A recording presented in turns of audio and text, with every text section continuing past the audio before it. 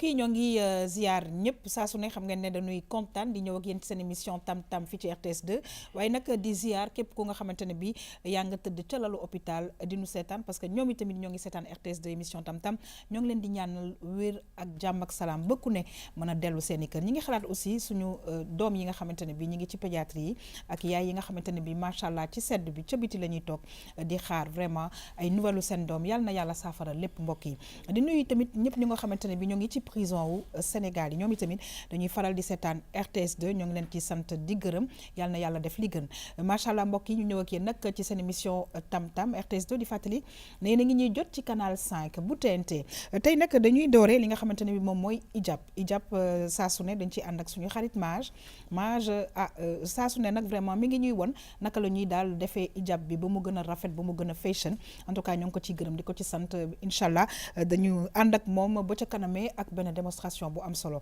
mbokk yi nag saa su ne nag surtout nag ci bés bi damay kontaan ndax nag ku feggoo ak sa papa ba pare nag sa papa di la indil ay mbir yu nga xamante ne bi dafa lay neex dafa lay reetaanloo macha allah da lay delloo si waat ci ay nit yu nga xamante ne bi léeg-léeg ñu xaw a leen gëj ci écran gis ci écran bi dañu ciy kontaan lool tonton Lamine Ndiaye ñu ngi lay nuyu di la dalal jàmm c'est toujours un énorme plaisir pour ñun vraiment di feggoo ak yow waaye nag ki nga xam ne saa su ne day dendoog yow xaw ma nag tey ndax matché ngeen en tout cas daal tey bleu nga def moom nag xaw ma ndax matché na am déet je sais pas je l'ai pas vu. waaw may profité di nuyu téléspectateurs yëpp. boole la ci nuyoo bi. ak ñi nekkal ci table ji. di sant yàlla bu baax a baax a baax. comme yàlla ak ñuy may ñuy gisee. wallaay ay di patché boole ci. man it ma daal di xam ni rek. ni sama jigéen bu ñëwee. waaw. di nga gis benn tomb bu bële ci moom. parce que bële dafa xew tey ci bis bii. d'accord bële dafa xew waaw waaye tamit tonton Rose dafa mel ni dafa xew tamit mbokk yi xam naa ne ba ca kanamee dinañ ñëw ci loolu yëpp. yaa ngi bàkk sa bopp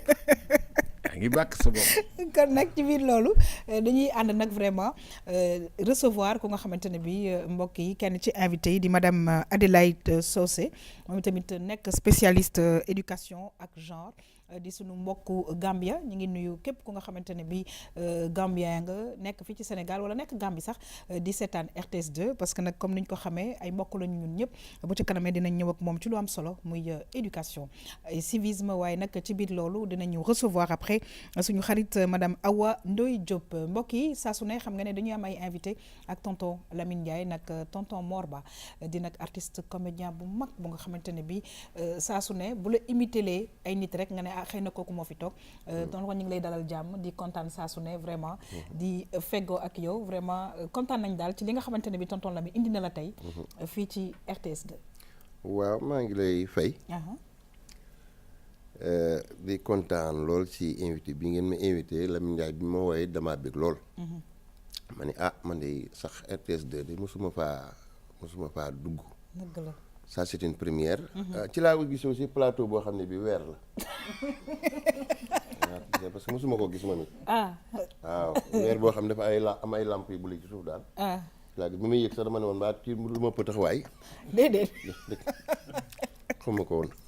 en tout cas dañuy kontaan parce que nag vraiment li ñuy wax nit koo xamante ne bi saa su ne boo ko gisee da ngay reetaan dañuy kontaan lool waaye sama mbokk bawol yi ñu ngi lay nuyu bu baax a baax. waaw man kay maa ngi leen di nuyu barke sëñ bi kay na leen saay bokk lañ lool. bu baax a baax waaw. en tout cas kontaan nañ mbokk yi parce que nag émission tam-tam loolu la muy foo ree waaye tamit ak ay information yu am solo mbokk yi ñu ñëw ak yéen nag ci ijab du jour ànd ci ak suñu xarit Mage ñu dem xool tey lan la ñu indil dellu si waat mën a yaatal waxtaan bi ci suñu plateau.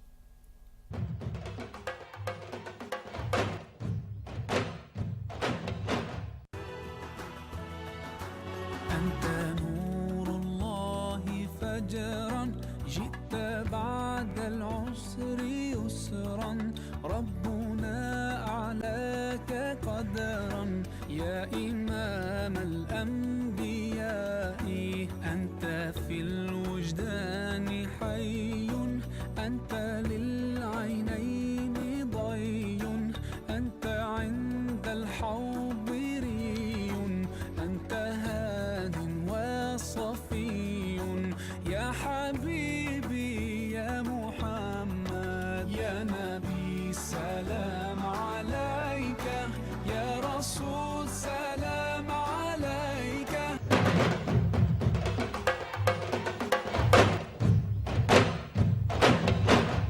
nag dañu ciy jàng hijab du jour waaye nag man tamit defe naa téléspectateurs yi aussi musique bi koy accompagner voilà c'est tout simplement très beau en tout cas Maj ñu gis nag tey li nga ñu indil c'est assez simple et je pense que ku ne war na ko mën ba pare nag ñu soog a ñëw ci li nga xamante ne bi tey moom nga ñu defal ci plateau ok salaamaaleykum may nuyu ñëpp di ziar ñëpp te yaa xam boo xoolee voile bi ñu indi dafa simple yomb na te bu njëkk ñëpp moom lañ daan def léegi lu tax ñu gën kaa taamu pour tey parce que démb moo nekkoon World Hijab Jour léegi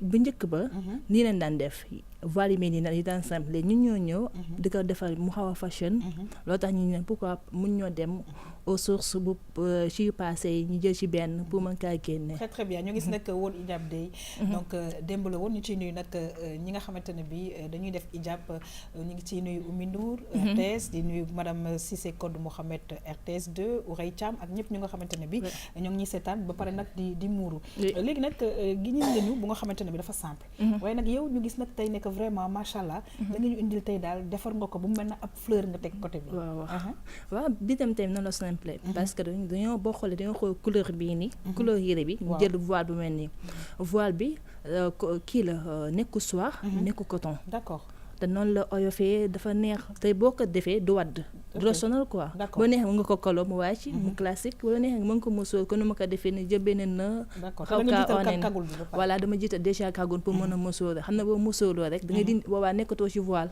d'accord loolu tax ma jiital kàggun ba sama yaram di feeñ ma soog a musóor très très bien alors maman Adélaïde nga gis nag façon hijab yi vraiment macha allah yow itam ni nga defee rafet na waaye nga gis nag nekk vraiment ñi ngi koy gën a moderniser saa su ne di ci am yu ñu ciy yokk gën ko rafetal waaw ma gën a kontaan ci ni ñu ko moderniser parce que li moo def mooy dafa def suñ xale yu ndaw yi bugg a muuru comme nii rek ñoom xëj na dafa simple toropul ñoom te àndul ak ñoom ni ñoo soloo waaye ni nga gis ne foo tukki ci àddina si xale yi dañoo solu moderne ba pare jël hijab bi def ko daf dee rafet man dama leen dee admirer torop su ma duggee ci boos yeeg ci train yi Europe kontaan naa ci torop te yal na liggéey bi gën a yokku amiin tonton Lamine peut-être un mot ci li nga xamante ne bi sànq ba léegi ñu ngi koy wax soxna si dafa wax lu am solo ci biir hijab taaru na rafet na torop waaye nag ak yére mu àndal de deux mooy couleur yi ngay boole parce que waroo ko def n'importe comment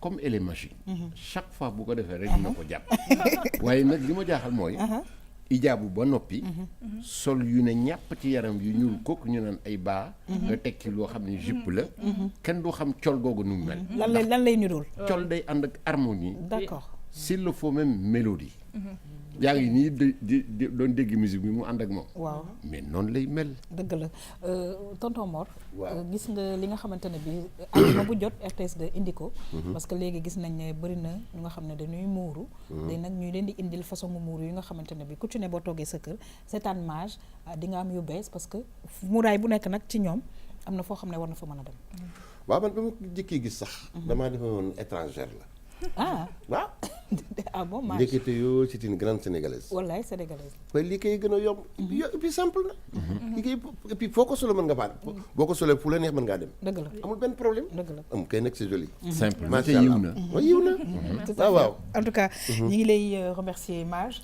c'est toujours un plaisir pour ñun ci bés bi di feggoog yow di xam vraiment évolution fulaar yi parce que nag évolution bu rapide lay am partout dans le monde oui partout dans le monde évolution bu rapide lay am boo xoolee démb réseaux sociaux yi rek Facebook ñëpp hijab du jour même da ngay gis ñoo xam ne sax voilé wuñu mais démb ñoom ñëpp ñu doon def comme journée moo nekkoon jour hijab ñëpp moom lañ doon def dugal seen photo yi hijab c'était très joli quoi. Très bien alors Maj kan ngay remercier. Bon je remercie ma famille mes collègues waa MAS di remercier tout le monde en même temps plateau bi équipe bi tam équipe vendredi bi macha allah remercier tout le monde ak ñu nekk ci suuf ñu nekk ci biir ñoom Ami Collé ainsi de suite maa remercier ñëpp di fàttali tamit fi ñu nekk ñu ngi Idja Massour Juma Fa Aydara mi ngi nekk bopp foofu la nekk numéro bi 77 567 83 21 très bien alors oui laaj ko santam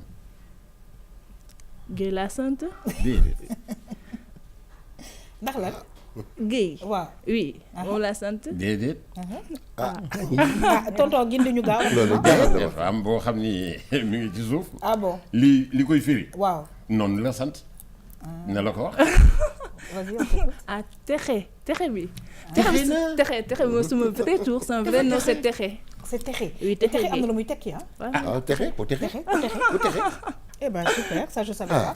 Alors Madjiguène, voilà, c'est encore une découverte. Oui. Oui, Texe, bon, ouais. Très beau comme prénom. Oui. Comme nom. Voilà, très bien. En tout cas, nous voulons les remercier. Merci beaucoup. Plaisir de te retrouver, Inch'Allah, la semaine prochaine. Ok, à la semaine prochaine. Merci beaucoup. Merci beaucoup. mbokk yi ñuy kontaan saa su ne nag di recevoir madame Awa Ndoye Diop tey nag ci éducation et civisme mu ñëw ak ñun ci lu nga xamante ne bii yaakaar naa ne am na solo te nag defe naa dëkk yu bëri ñoo nga ciy xeex muy financement de l'éducation. Awa Ndoye Diop donc dina ci ànd ak suñu invité sànq maa ngi koy wax madame Adélaïde Socé ñu dem xool sujet bi mbokk yi dellu si waat mën a yaatal waxtaan bi nag parce que nag lu am importance la ñu dem dellu si. Éducation Africa gis nga ne dellu na gannaaw torop lu tax mu dellu gannaaw du dara lu dut ne amut financement bu doy te financement bi lu ñu si gën a jaaxal man lu ma si gën a jaaxal mooy ne ñun dañ foog ne dafa war a jógee extérieur dafa war a jógee bitim réew te man ma gëm ne ñun africaine mun nañ ko financer su nekkee ne am nañ leadership boo xam ne mun na ko coordonner bu baax foog naa compagnie yi suñ fayee taxe yu ñu war a fay foog naa pour ñu mun a financer ñun éducation suñ doom yi foog naa war naa yomba waaw foog naa daal man si suma xelaat the most important thing mooy ñu mun a organise private sector bi involve leen mooy secteur privé bi ñu involve leen ñu mun a fay seen naamo mooy taxes yu ñu war a fay te suñ ko fayee I think ne dina mun a financer sin éducation bi.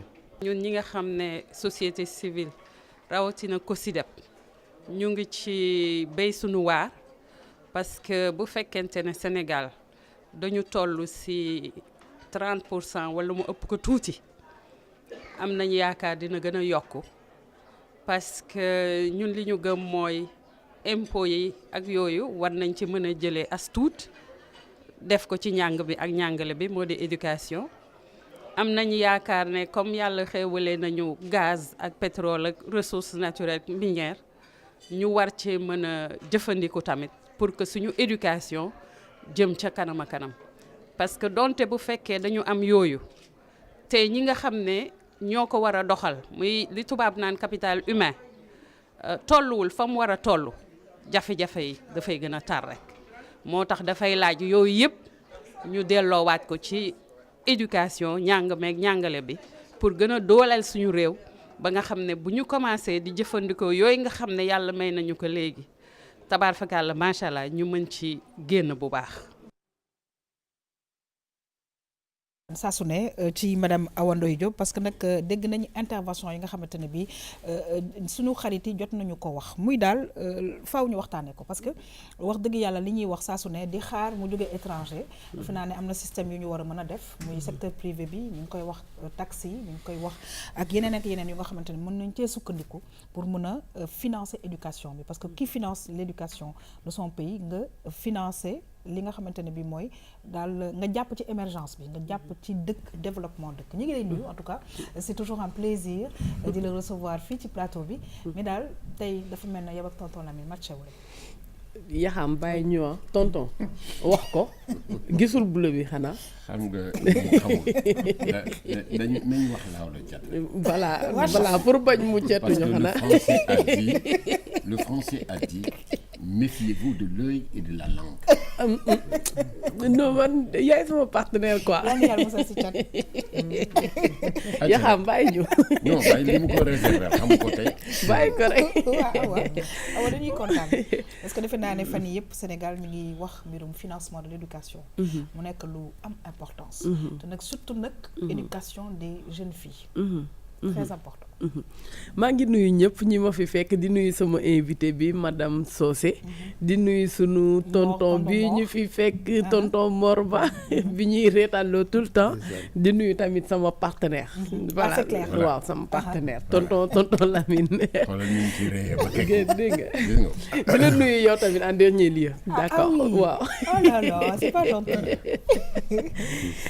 waaw parce que bu ñuy wax financement de l'éducation surtout instant bii nii sujet d'actualité la mais sujet d'actualité la te si sunu vidéo yi ñu won léegi ni reportage bi génn campé na déjà débat bi parce que dañuy wax naan bay sa weewu tànk balaa ngay wuti ji ci mbedd bi xoolal yow sa contribution ba pare dafa am solo beneen affaire bu ñu wax léegi xam nga moom la ñuy wax naan et toi et le ciel t'aidera boo dimbaliwul sa bopp ku la gis tamit bu la dimbalee taalibe la lay jàppee parce que fi nga li nga sa apport amul benn apport boo indi te ni ñu ko waxee ci biir débat bi je pense que ak sama invité ak ñuy bokkal plateau bi dinañ gën a xuus ci sujet bi ndaxte dafa am solo l'éducation c'est l'affaire de tous voilà donc foofu laay commencer di dalal encore sama invité bi jóge ba Gambie sunu maman di la wax dalal jàmm macha allah.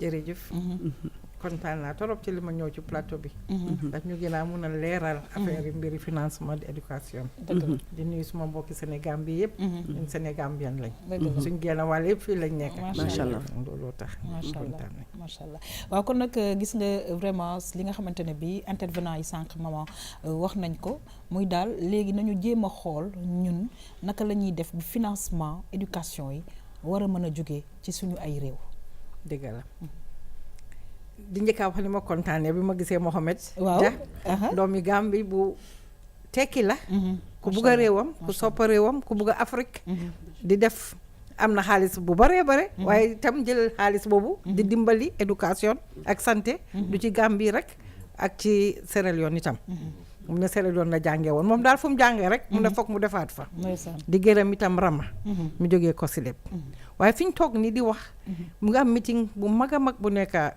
Diamniadio président Macron ak président Macky Sall ñu ngi invité seen morom yi di sàkku ndimbal pour naka la ñoo amee 2 millions déedéet du million de billion yéen milliards ngeen yooyu billion pour financer éducation diggante at bi nekk nii ba 2020 mooy 2020 parce que ñoom ñetti at bu nekk lañ ko dee ut d'accord ñu gis na ci temps yu mujjee yi xaalis dafa jógeetul bitim réew waaye ñoom gooma sax ne bañ nañ waaye dañ ko mënatul ñoom dañ am seen crise ci seen dëkk yi dëgg la te ñun dañ yàgga di leen di taalal loxo léegi li ñaar ñi doon wax muy Rama ak Mohamed mooy ndax ñu seetaat ci suñu biir dëkk yi pour seet naka la ñoo amee xaalis pour finance éducation dëgg la parce que doo mun di wër àddina si toujours di laajte di def nii rek waaw xam naa ne balaa bés bi di jeex tey dina am ay dëkk yu pledge loolu pledge mooy diggee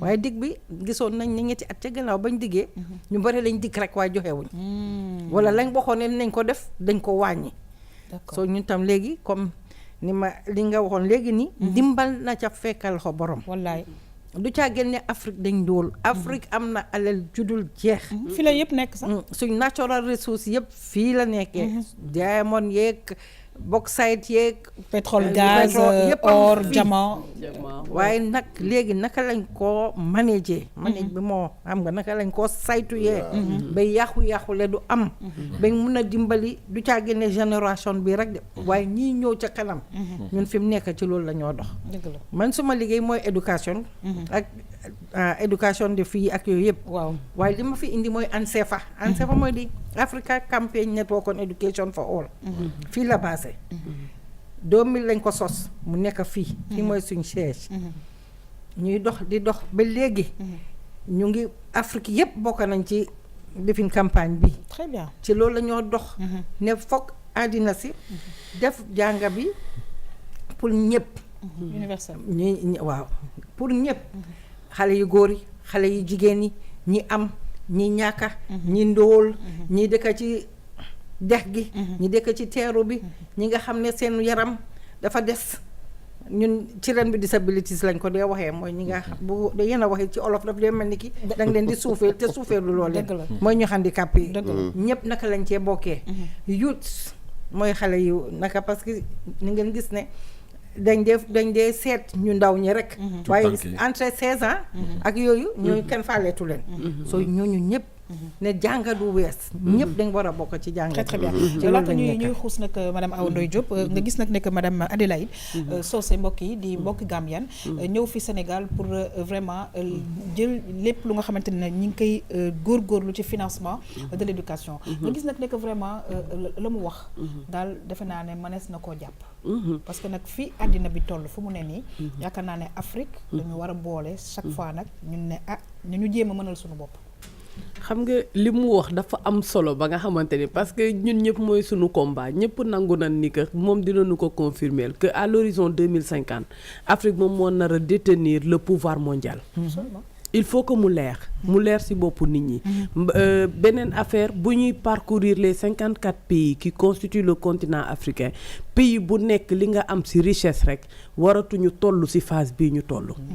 Parce que ku ci nekk bu dul jamaa di kii et waxuñu kii dans l'Afrique mais on parle de mondial parce que tey ñi ngi cité Sénégal parmi les réserves en pétrole mondial ñuy cité Botswana si ñi nga xamante ni détenir na monopole côté diamant mondial ñuy cité Afrique naan c'est le continent le plus jeune avec plus de 56% de jeunesse te defe naa ni xaalis lan moo koy def moom mooy ressource première associée aux ressources humaines mooy joxe ressources financières. Très bien. Voilà donc loolu dina permettre ma poser waale la ci benn question mooy yow ci sa xalaat nan nga xalaatee ni que war nañ mën a puiser fu nekk pour mën a financer éducation te bañ a basé wu ci kenn basé ci suñuy propres ressources.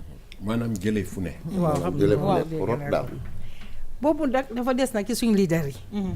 suñu leader yi ñoom ñoo war a xam décision yi ñoo jël. action yi ñoo jël. parce que ñun te dégg-dégg eggaanguñ foo xam ne mun nañoo génne yi ñu wax yi yëpp. parce que suñ technologie eegaangu fa seen technologie yi lañ yaakaar ñoom nag su ñooy indi seen technologie ñuy laa tëral ay sarta yoo xam ne ëppa doole bi naxee la ñoom li ñoo génne ci sa suuf ñoo ko soxla yow itam soxla nga seen technologie léegi taxe yi ngeen leen di teg pour ñu xaalis bi des ci dëkk bi yëpp ci affaire yi taxe la di nga gis nag compagnie yi dañoo ñëw pour ñu ne ñu ngey ñëw ñun ñoo investir soo pour juróomi at waruñoo fay taxe façon yi wax yooyu wala ñu nga teg leen taxe bu tuutee tuuti nga gis nag su juróomi at ba jotee sax ñu ñëwati ne la ñun de ñu ngi doon liggéey de waaye defuñ benn profit ndax ni nga ñu mën a yokkal beneen juróomi at dëkk bi di ñàkk rek ñoom ñuy yóbbu rek seen dëkk yi di defar ñun suñ xale yi nekk fi rek di tumaranke soo seetee ni Nigéria mi nga xam ne dëkk yi gënoon a risque ci pétrole waaw fi ñoo génnee pétrole ñoo gën a ndóol ci Nigeria ba pare amul rek ci ndóol seen xale yi amuñ liggéey seen xale yi jànguñ seen environnement ba yëpp yàqu nañ parce que li ñoo liggéeyee yàq na suuf si mënatu ñoo béy mënatu ñoo nappa mënatu ñoo def yooyu yëpp soo loolu la ñoo wax ñun éducation dégg-dégg ñun éducation rek lañ daan wax duñ daan wax affaire yi naka la nguur gi di defee xaalis bi waaye biñ gisee naka la ñoo demee léegi ñu ngi liggéey ak ñi nga xam ne am nañ xam-xam ci yi ñu won suñ nguur yi te su suñ nguur yi bañee itam ñu def ay jéego yoo xam ne fi mu nekk dëgg-dëgg ñun lañ moom Afrique nañ ñu ko bàyyi ñun mais ci biir loolu yaakaar naa dafa am lu am solo loo xamante ne bi faaw tamit loolu am pour que xeex bi mën a am doole mooy que dëkku Afrique yi booloo loolu nag moom mooy yëfi moom comme li mu doon wax cité na dëkk yu baree soo gisee diamond fukki dëkk yi ci Afrique am nañ diamond waaye ñun pour ñu déggoo nekk benn am nañ AU te dégg-dégg te man leen nag gërëm naa Afrique booloo woon nañ pour dimbali Gambie waaye nag pour seen ressources yi tubaab ñu balal ma àq nag parce que dégg-dégg man duma dee bëgg a discriminer ci kenn ñoo dee ñëw di ngee wax ne divide and rule dañoo séparer toujours suñ ñëwee nag su ko defee ñun duñ mun a déggoo pour xam naka la ñoo jëlee ba yi ñoo wax ni yépp mu em ci suñ biir pour dimbali suñ dëkk yi ak pour dimbali suñ xale yi. très très bien tonton Lamine laata ñuy ñëwaat ci madame Awa Ndoye Diop dafa mel ni li ñuy wax rek bu ñu jéema woon booloo defe naa ne am yenn stratégie yi dinañ mën a xeex li nga xamante ne bi mooy daal manque d'éducation ak financement éducation bi parce que c'est extrêmement important lu ñuy wax nii ni mu wax naan problème bi mooy booloo bi te nag comme am na ñoo xamante ne bi booloo bi arrangé wu leen defe naa ne il faut que ñu xool nag ñun naka la ñuy def parce que éducation bi bu ñu ko financé loolu mooy suñu dëgg suñu tànk pour dem ci développement yegsi na. yaa xam dafa génne ay poñ yoo xam ne ni yu am importance la. booy seet di natt tey la ñuy wax ni éducation di wax ci importance am ci réew. parce que dafa mel ni ndaalu amul ndox. ci dëkk. bu amul éducation day mel ni ndaalu amul ndox. ok importance su éducation. bañ ci commencé doon ci béy di jàppale parce que amuñu woon maqam dimbali ñu.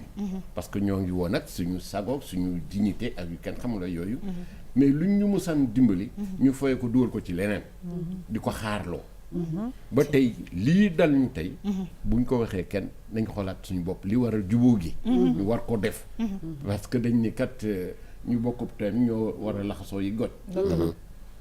bu dee Sénégal ñu jël particularité am c'est que ñi war a d'accord surtout politique yi nga xam ne nii ñoo war a toog waxtaan ci seen biir xam ni li ëpp importance ci réew mi mooy Sénégal et non kenn ku nekk di tagg sa maqaama ab sa dayo ngir lan parce que da nga bëgg ñu ndombal tànk c'est ça l'erreur ndombal tànk mi ngi nekk ci esprit nit ñi ñu koy jéem a béy ci kenn benn politique duñ ko fi tëral mu arrangé ñu nañ dalal xol yi dalal xel yi tekk ak tey te ànd ci yiw njëkk ak teranga kenn ku nekk wekk sa morom et bu boobaa njëriñ lañ ci am lu fi mën soqe ko ressources yi ñuy wax yëpp danañu mën a jëriñ mais du ci xuloo ak xeex ŋàññante mooy defar Sénégal. très bien alors madame Awa Ndoye Diop tey la nga ñu indil faaw ñu gën cee xuus muy financement de l'éducation te ci biir financement de l'éducation boobule comme ni ñu ko waxee ñi ngi jéem a xool naka la ñuy def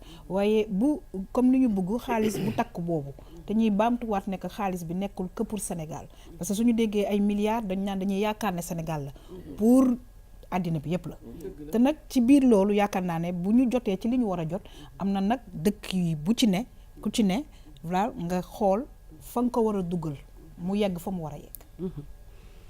c'est sûr que ni moom bu ñu kii nu mu tudd madame Socé mi ngi ñuy annoncé léegi chiffres yi à hauteur de près de 2000 milliards 2000 milliards. Ouais. C'est sûr que dañ koy répartir à travers le monde parce que dañ ne financement de l'éducation mondiale. waxuñu africain. exactement. Et déjà bu dee Afrique rek c'est 54 pays. donc diviser loolu par 54 rek nga xool li ngay am. à plus forte raison ñu ne la mondial. léegi nag jëlal les 5 continents qui constituent le monde. nga war a xam ni que ay miettes lañ ci nar a am. man je préfère que ñu orienté waat débat bi ci beneen niveau. teg 3 tableau boo xamante ne 3 colonnes. apport population bi apport secteur privé bi ak apport état bi d'abord. après balaa ñuy wax leneen.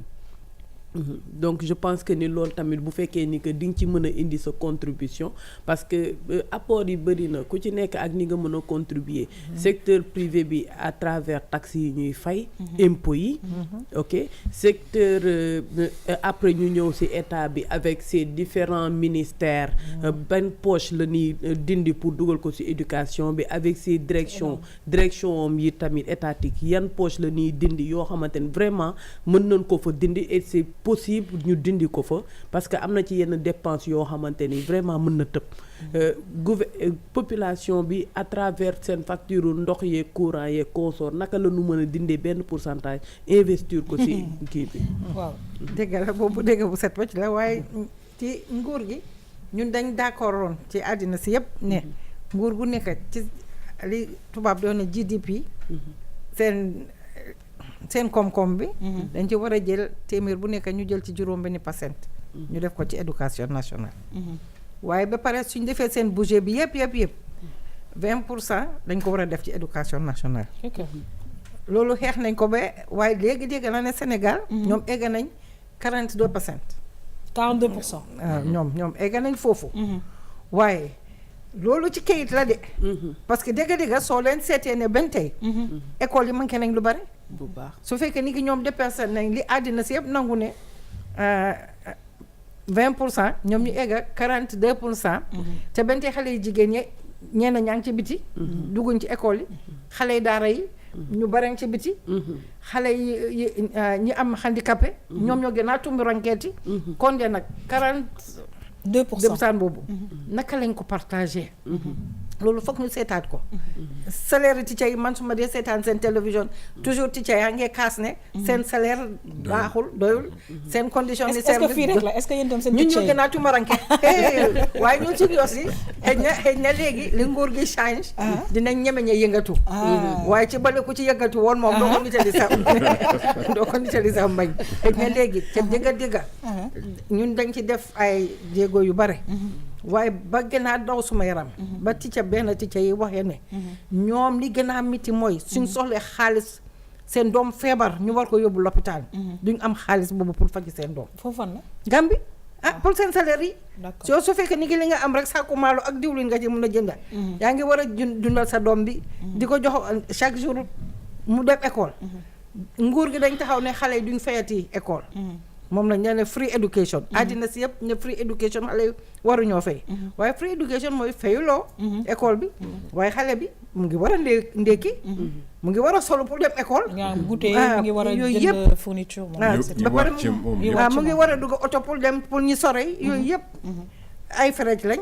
soo kondee nag yooyu léegi de c'est la même fii aussi. nit ñi dañ sonna ci jànga bi ñun bëgg nañ ñëpp jànga bëgg nañ loolu tamay doon laaj kii naka la ñoo woyee équitable mooy na ñëpp émale na ñëpp bokka na jànga bi baax éducation de qualité waaye ni nga gis ne ñii maa ngi doon déglu seen waxtaan lañ xam ak lañ mën a bind ak lañ mën a jàng léegi da ngaa gis ku jógee université sax mënu la binda français bu correct wala anglais bu correct. c'est vrai donc exemple bi mu joxe nii daf ma fàttali benn exemple bu ma nar a cité. dama taseeg sama benn ancien professeur embarcadère muy yalwaan. oui man. yore ordonnance am di yalwaan gis nga image boobu du ma ko fàtte ba mukk. mais c'est peut-être aussi des fois des cas assez exceptionnels. waaw problème cataracte la am. mënul faju ordonnance bi la yoroon pour di ñaan ndimbal xàmmeew ma sax. taxaw sama oto bi mu kiwee si laa ko woo ne ko diw mu ne ma yow la kan ma ne ko yaa ma jàngal primaire. jour boobu dama jooy. dëgg la waaw ça aussi c'est vrai que c'est des cas exceptionnels yu nga xamante ne bii yaakaar naa ne suñu ko yëgoon aussi dina mën a am saafara mais en tout cas on va terminer.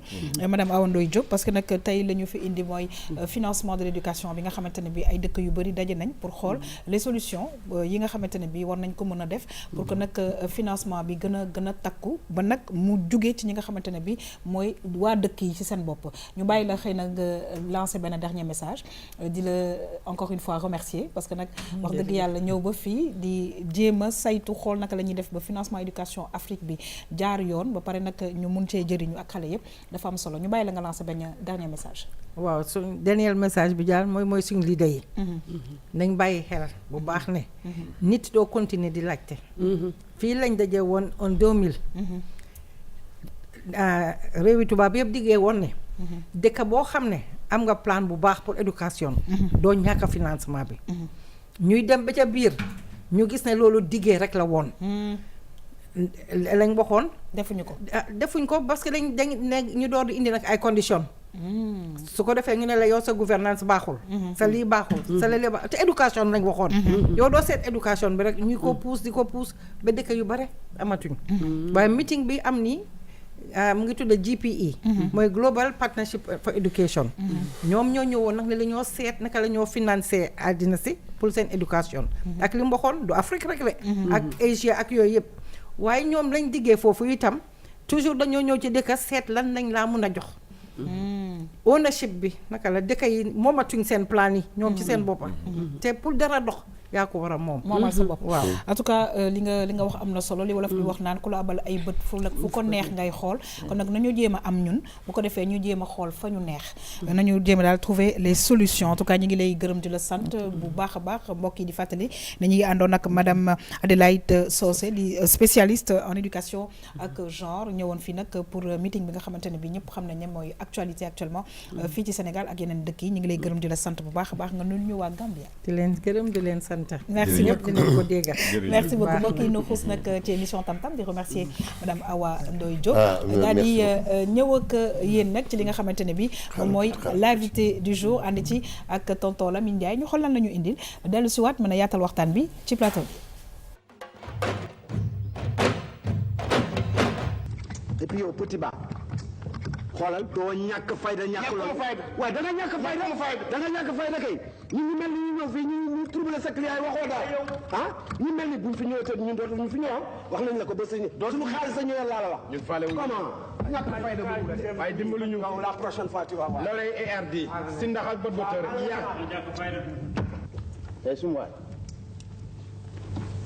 yàq sum waay yow laay wax tudduma noonu am naa tur. ma ne nit nga wala jinn nga wala malaaka nga ak foo jóge. ah xamoo li ma doon. koo mën foo xamul loo doon ak foo jóge laa kaamul. ah bon.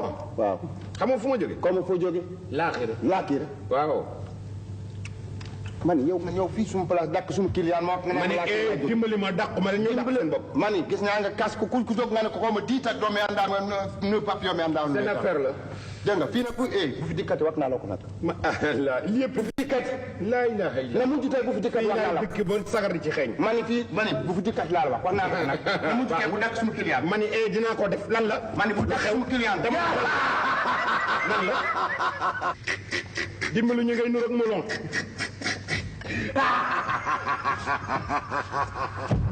loolu kay moo war ci yow waaw. da mel ni ku yàlla ma wax eggalu mu nga naan dimbali ma la wax nga nu ak melon. nga dimbali ma maa ko wax dama ko wax. wax naa la quoi. da ngay law ne kokoro. kokoro waaw waaw kokoro. yow yaay kokoron. ñu ngi kokoro. yow yaay law ni kokoro moo ko wax. fexeel ba sa yat li nag laa la kokoro na ma sa yat wi laal. bul ma kokoro laa la wax. ma ne sa yat wi na ma laal. bul ma waxati kokoro. xoolal ma ni nag ma dimbali ngay def ak sa kan ma ku mbëkk pédis. ñu ngi mbëkk pédis am. yow yaa ma mbëkk pédis. yaa wax kokoro ma nga wax ma jam. mu ma toi lu ma la yëgal. bés. mi wi la bés encore. mi wi ta bés. ma kokoro ma wax na nga kaw pédis.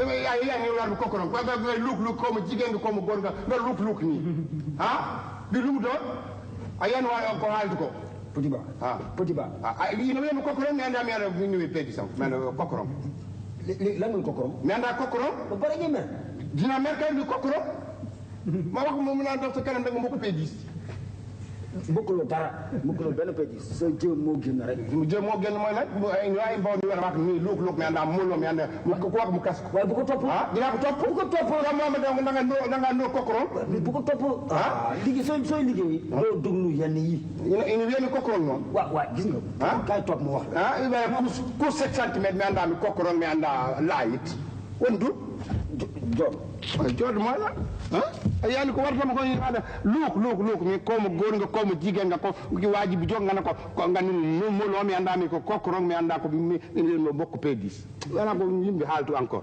adduna yakkun toogal dinaa toog waaye lu la moom lool dikkate dinaa ko dikkaale mi xoolal yàlla defaraat ma beneen dose moo jeexal mburu bi ay yimɓe noonu waɗa no wiyet ni encore neɗɗo ni mo ine wano ngay nurug molon mu doon ñaaw buggde komo góor komo jigéen komo loo doon dikkaten kam yàlla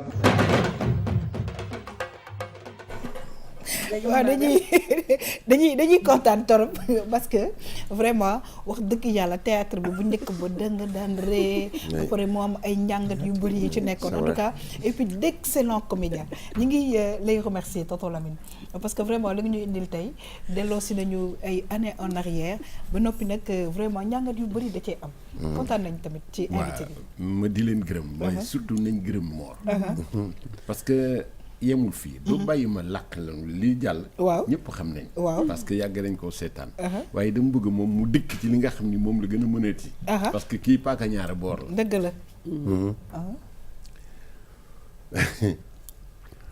kii moom a xaw a rey xam nga kii su ma yàggee moom dinaa dégg anglais ay tey seen ay xaw ma leen xam affaire yi muy wax am na yu mu ciy dugal yoo xam ni man su ma yàggee yow dinaa dégg anglais barke Rasul lay mais yow man xam nga sànq xaalis bi mu koy wax dama doon million lay wax déedéet ndek yooyu milliard la waaw billion te koy anglais neex waaye yow lan la Baye Senghor doon wax Senghor sama papa Senghor xam nga moom dafa nekkoon ku baax nekk président bu baax moo ñu présenté nag ba ñu xam ni moo présenté le Sénégal c'est le poète dama ñëw di ko nettali naan ko auparavant monsieur le président daawul may xaalis nag xaw ma da koo amul woon non c'est vrai xaw ma da ko amul woon xaw ma boobu daa xaalis dafa amul xaw ma dafa nay waaye naan nayu xanaa naa dafa amul woon xaalis moom daa xaalis amul Sénégal ma ko nettali naan ko auparavant quand on draguait on n'osait pas se mettre devant la fille et faire des avances. Wow. Il fallait écrire une lettre, dessiner un cœur et une flèche accompagnée d'un poème. Oui. On disait à la fille je t'aime comme le poisson aime la mer. Ton nez aquilin tombait en bec d'aigle, les yeux dégoupillés comme la fenêtre ronde d'un bateau. Le jour que le bon Dieu distribuait la prodigalité et la beauté, tu étais au premier rang, entre l'épaule et l'oreille, l'autre pays parcourir pendant 24 heures sans arriver à la destination. Des lèvres fraîches comme le fil de l'automne. Mais vous m'avez parlé d'un Français de France et qui me rappelle Thierry Le Luron de Nice au colis même en personne. Je suis sidéré car je suis votre président de la République. Il est très difficile de prendre la voix de quelqu'un comme vous l'avez fait tout à l'heure. Et encore, monsieur le Président, j'espère qu'aujourd'hui vous me donnerez quelque chose. Mais comme quoi, de l'argent. Malheureusement, je ne sors jamais avec de l'argent et en plus, je ne suis pas avec mon comptable. Mais je tâcherai de lui demander de chercher au fond de ses tiroirs et de vous trouver de la petite monnaie. Mais je ne savais pas aussi que vous faisiez le Samba Mbayane.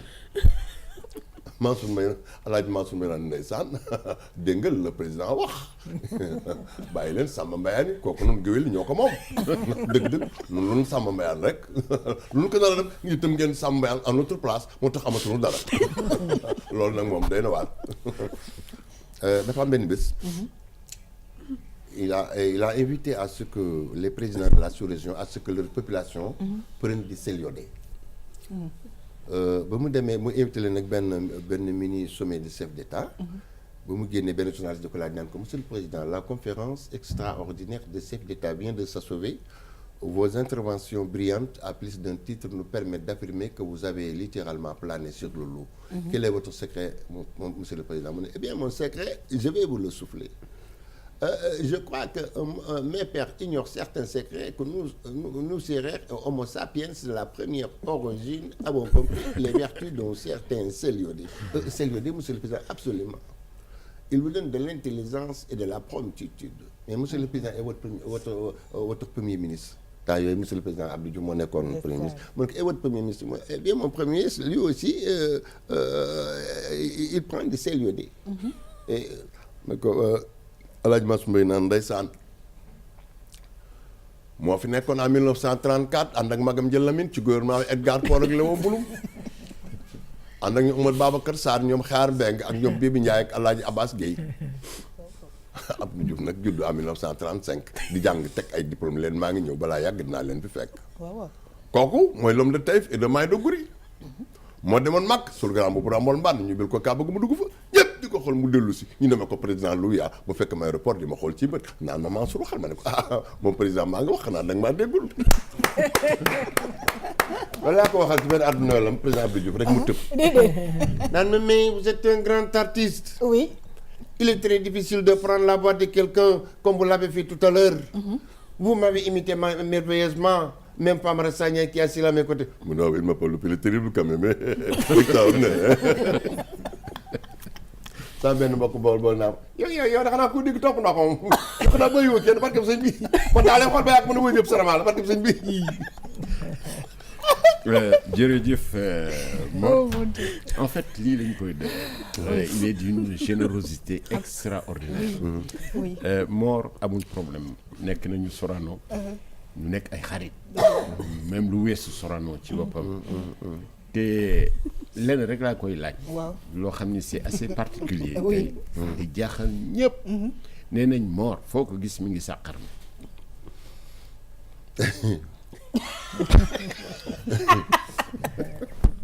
sàq mi de moom daa baax.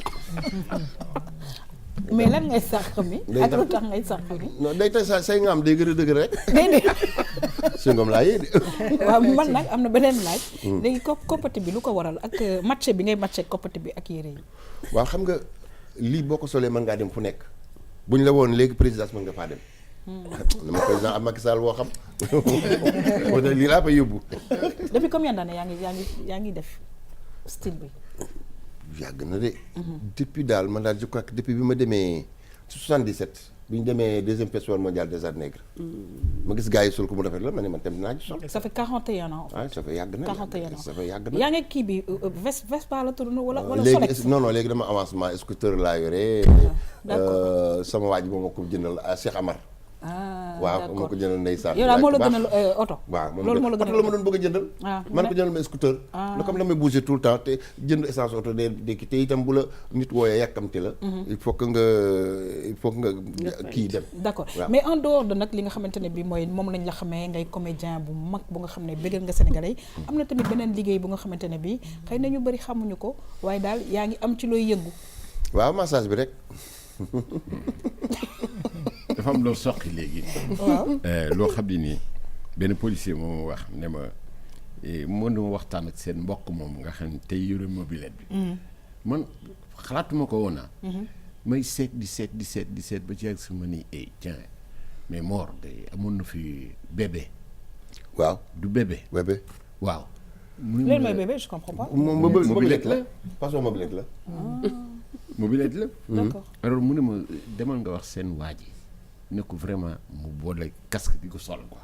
même bu sol mën na sol mbaxane mais na sol casque. waaw mais xam nga ma jaaxal c'est vrai en plus parce que tonton Mor moom lii mooy casque am et c'est vrai il faut le souligner lu tax doo sol casque. waaw xam nga dafa fekk ni man damay am naa sax casque waaye dafa am loo xam ne dama koy jàng ci alxuraan boo ko jàngee kooku du xam nga casque sa bopp rek lay protéger. waaye loolu boo ko jàngee sa séeram yëpp lay protéger.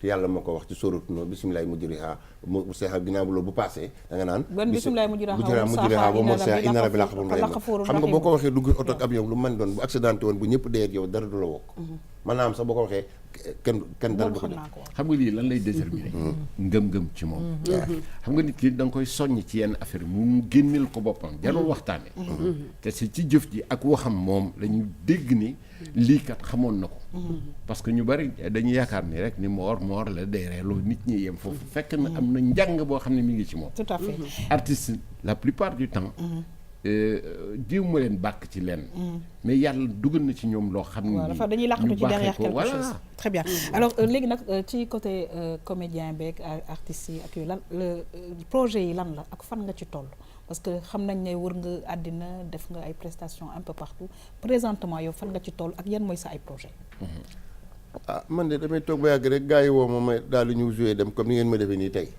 loolu rek laay def de loolu rek ngay def loolu laay def ak di toog di defar samay mbir rek. gëj nga joué ay genre théâtre yu mel nii bi nga ànd ak. waaw am na bu ñu doon tàmbali sax di ko joué waaye di ko répété. waaye eggalewuñ ko. eggale affaire man am na fu ma yem daal ñun daal dafa des. waaw commencé guñ ko nag di ko génne fi mu nekk. waaye ñu ngi koy lancement. yaa ngi ci film yi aussi. ci film yi waaw film laay wax. ñu ngi ci waaw. waaw ginnaaw loolu may gërëm sama njaboot bu baax. ndax ñoom it ginnaaw seen yaay bu mu demee daal ñoom itam ñu ngi may toppatoo bu baax a baax. ñoom day gis ñoom daal lu baax ak gaa yooyu yëpp ñoom ñëpp samay doom yëpp daal ñëpp daal ñu ngi may toppatoo bu baax a baax maa ngi leen di gërëm bu baax di leen ñaan yàlla bu yàlla dimanche laa doon may sama caat bi ndeysaan Ndeye Aram Ba yàlla na barkeel waaw ndeysaan ma lay laaj est-ce que comme yi ngay def ni génn nga ju yees yoo xam ne nii war nga ko mën a dugal par exemple dem studio enregistré ko def ay CD mën koo jaay ay demee noonu waaw ñu terminé nag parce que ñu ne ma temps bi jeex na ñu terminé ak benn maye bu neex et puis voilà maye bu neex rek ñu dem gis la waa ji doon dawal saret dawal ba yàgg jékki-jékki feebar gars yi faj mu tëj ñu léegi nañ ko yóbbu France bi ñu ko yóbbu France tubaab bi xool kenn gisul feebaram ñu ne boo li benn docteur sénégalais ñoo gis feebar mu ne man de gis naa feebaram mais c'est un peu délicat kii lan la daan liggéey avant muy feebar ñun da daan dawal saret mu ne wax ngeen dëgg parce que moo jeex waaye yéen ñi seetaan. dañuy kontaan rek waa ji nekkul 12e étage di liggéey kooku c'est un maçon. waaw. nekk 12e étage di liggéey jékki-jékki rek xawee ko fay daanu. waaw. bi muy daan waaye étage mu romb daan ne gars yi suba du ma liggéey saa gars yi suba du ma ñëw gars yi bu ngeen ma xaar de. mu daanu suuf ay xale jóge tam bay kii gaañu ne waaye mooy xoolal kii jënd métti na mu ne non dara jotuma yàgg na maa dal waaye yàgg yëpp dàmm na.